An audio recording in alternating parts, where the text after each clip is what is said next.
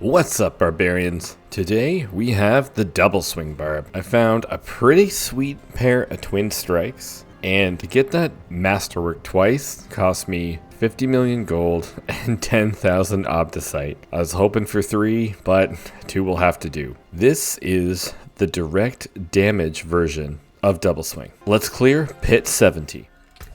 Alright, our resistances are maxed out, but our armor is not. So we're going to put the Soothing Spice and the Iron Barb, which almost maxes out our armor. And this build is super tanky. You hit Wrath of the Berserker to bring everything in. You use Ground Stomp for a cooldown. And if Wrath of the Berserker is on cooldown and you need to drag enemies in, that's when you hit Steel Grasp. Other than that, you just stand there and just hit double swing. And this is direct damage double swing. We could use Earthquakes and we could use Dust Devils to increase our damage.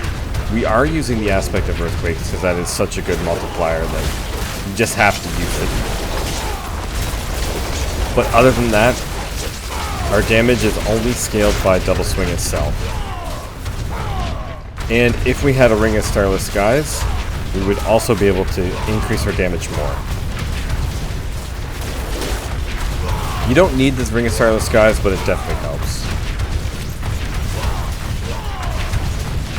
And there's definitely other ways to build this. Like, you could use pets and then also do a lot of damage that way with Earthquakes and with Heavy Hitter, which also uses Dust Devils.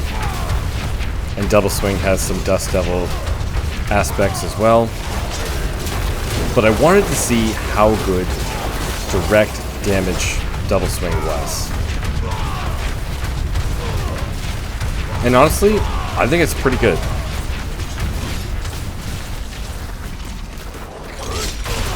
I can be in a party of 4 on Torment 3 and I can just carry everyone. I did that a lot for Andariel, and it was actually pretty fun. So this build is super powerful, and we can kill the layer bosses by ourselves on Torment 4, but we can't carry a party of 4.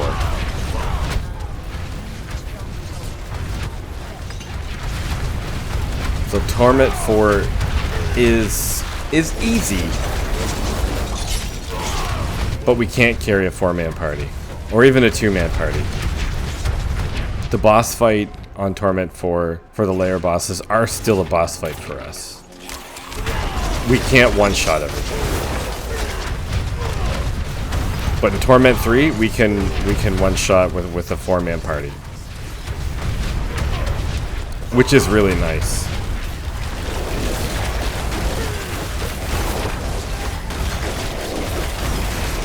I do have Frenzy on my bar, but we don't actually use it. If for some reason, if you ever run out of Fury, you could use it, but for the most part, it is not necessary. It's there for the just in case.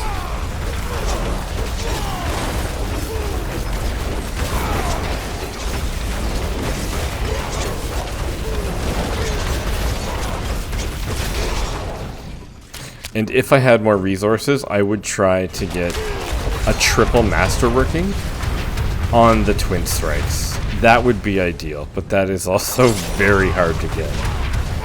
Unless you're lucky. But where it cost me 50 million and 10,000 obdicite, I thought, that's good enough.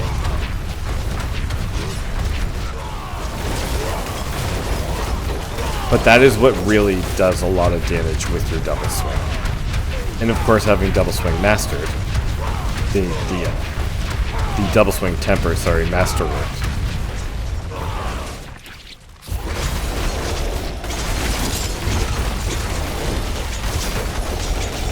As you can see, we are not having an issue with this at all.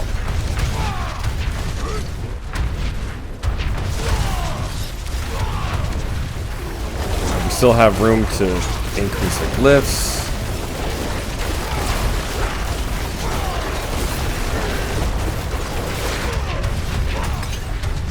As our highest glyph is level 73. And we don't have everything perfectly masterworked just yet either. Let's drag that guy along.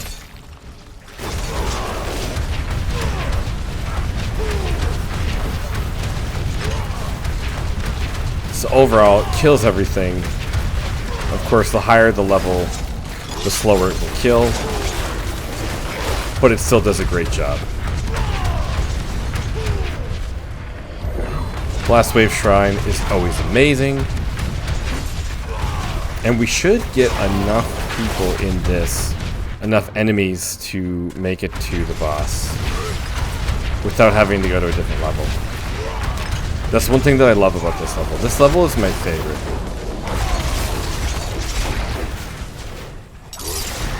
Not that you don't do that in most levels, but because it's so open, I think it's awesome. Steel Grasp, bring things in. Make sure you really get them through. This double swing doesn't do good in levels that aren't with a group. If there's like tight corners and not too many enemies, then it will kind of be a little slow. Otherwise, it works absolutely fine. The more you group things up, the faster you kill things anyway.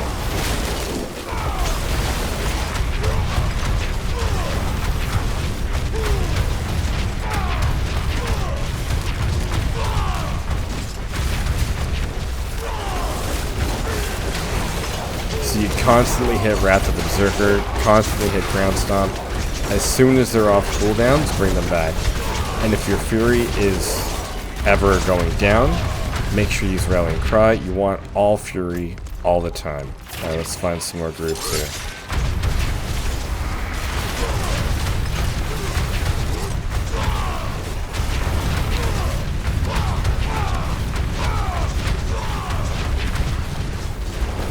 There we go. See, just stand still, kill everything.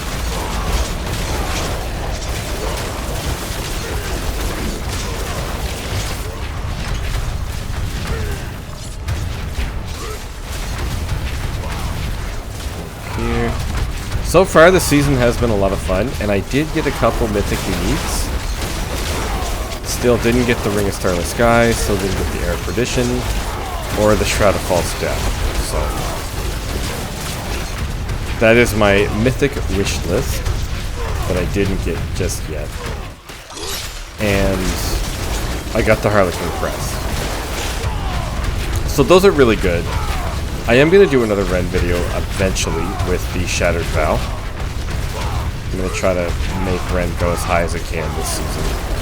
Especially with the Lord Zero boss power. I think there's some good synergy there with the Shattered Vow.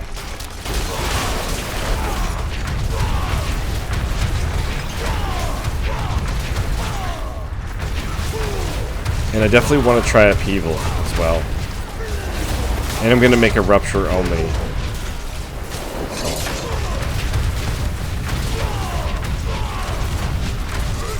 Okay, almost done here. And as you see, we don't have Challenging Shout on. We don't need it. Maybe this guy will be the last one. Let's see. No. Gotta look for like one or two more enemies here. See, that's why this level's just so good. So we're gonna save our Wrath of the Berserker for the boss fight. This should be it here. There we go. Okay. So we stand here, and we hit double swing. And if our Fury goes down, we use Rallying Cry. Ground Stomp whenever you can. And just keep on going. Whenever Wrath of Berserker is up, hit it again, hit Ground Stomp again, hit Rallying Cry as needed. Stand here. You can tank pretty much everything. So that's not even an issue. But this guy in the background, no problems. We can even tank some of Lilith's attacks. So we have to see which Lilith attack we get.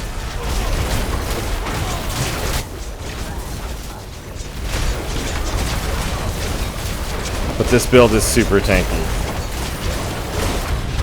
Yeah, this is also a no-brainer. We don't need to jump out of the way for that either.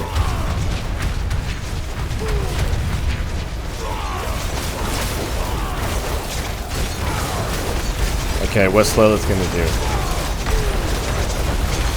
Okay, this one we can also stand and just tank. That's how strong this build is. We can tank pretty much anything in the game. And as long as you can scale your damage, you can clear the pit.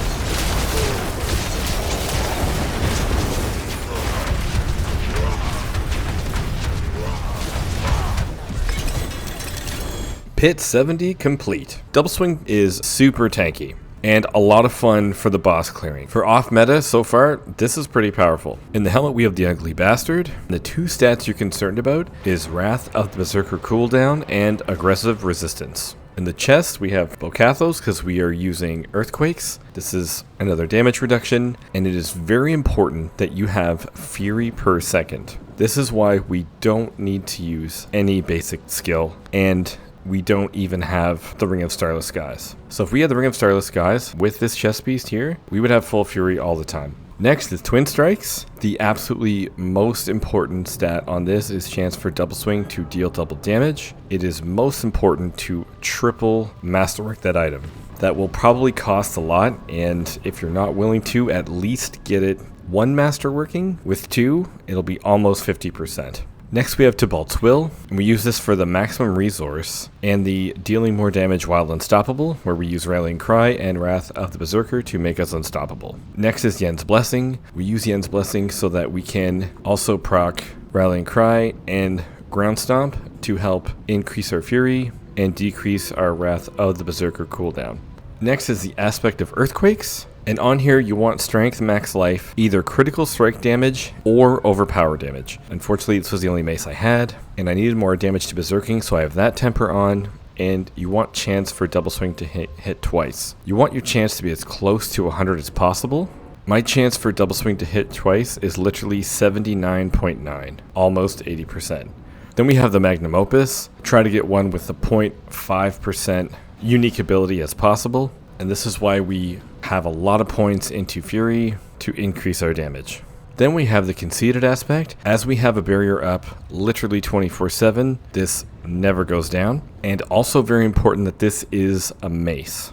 Then we have the Grandfather. If you don't have the Grandfather, put Conceited on your two-handed slashing and make sure your stats are Strength, Max Life, Critical Strike damage, or Overpower damage. Then we have the Red Ring of Furore. Our critical strike chance is literally 30-something%, and that doesn't matter because every third double swing is a critical strike. Then we have the Vehement Ring with strength, attack speed, and critical strike chance, with resource generation and damage while berserking. Make sure your damage to berserking bonus is 450%, and you don't want this on your two-hander because this bonus does sometimes fall off for a couple seconds, where the Conceited aspect is literally up 24/7. And next is the Banished Lords. We spend Fury so fast that we proc Overpower very consistently. For our boss powers, we use Blackmailer Sabotage, and because we gain Fortify all the time, we have up to double barrier most of the time. Then we use Belial's Eye Beam, which is going to give us more overpower damage. And we use Lord Zir's Blood Pool so we have full health all the time. And then for the main power, use Grigor's Lightning Square, and this is only used to proc these two here. For weapon expertise, we use Two-Handed Axe. For our skills, we put 2 skills in Frenzy. We do not use Frenzy. So we put 7 points into Double Swing, into Furious Double Swing, and this is amazing. Double Swing makes enemies vulnerable, and it gives us Berserking. Perfect combo. 1 point to Pressure Point, into 3 points to Warpath. Our Banished Lord is what procs Warpath, and we do have an overpower roughly every 4 seconds. Because of this is always up. We take 3 points in Tempered Fury because we use the Magnum Opus. Take as many points as you can into Ground Stomp to reduce the cooldown of Ground Stomp. And then we take Enhanced Ground Stomp and Strategic Ground Stomp. This is what helps make Wrath of the Berserker cooldown so fast. 3 points in Imposing Presence, 3 points into Martial Vigor, 3 points into Rallying Cry, for Tactical Rallying Cry. This is our main source of resource when needed. 3 points into Swiftness, 3 points into Booming Voice. I took 1 point out of Ground Stomp to take Guttural Yell. We take 3 points into Aggressive Resistance. We take 3 points into Prolific Fury, 3 points into Pit Fighter, 3 points into Slaying Strike. We take 3 points into Steel Grasp for Fighter Steel Grasp just to help with Berserking 24/7. This is optional. If you didn't want to take this, you could take Challenging Shout, you could take War Cry, completely up to you. I just like this better because it groups up enemies more. 1 point to Thick Skin to get 3 points into Counteroffensive, 3 points into Duelist, 3 points into Wallop, and this is why your second weapon has to be a mace. And then we take 7 points into Wrath of the Berserker for Supreme Wrath of the Berserker. And you want to max out your points here to help that cooldown. And our key passive is Unbridled Rage. For the Paragon board, our first board is Ambidextrous. Our second board is Decimator, where we take Crusher. We take Crusher for the increase in overpower damage. Our third board is Warbringer, where we take Wrath, and make sure you get as many Fury nodes as possible. The more Fury we have, the more damage the Magnum Opus does. Our fourth board is Blood Rage, where we take Ire. Our fifth board is Weapon Master, where we take Rumble. That is direct damage double swing. The only piece I really wish I had for this would be the Ring of Starless Skies. Other than that, this build is a lot of fun. It's very tanky. It has great damage output. You can absolutely one-shot everything in T3.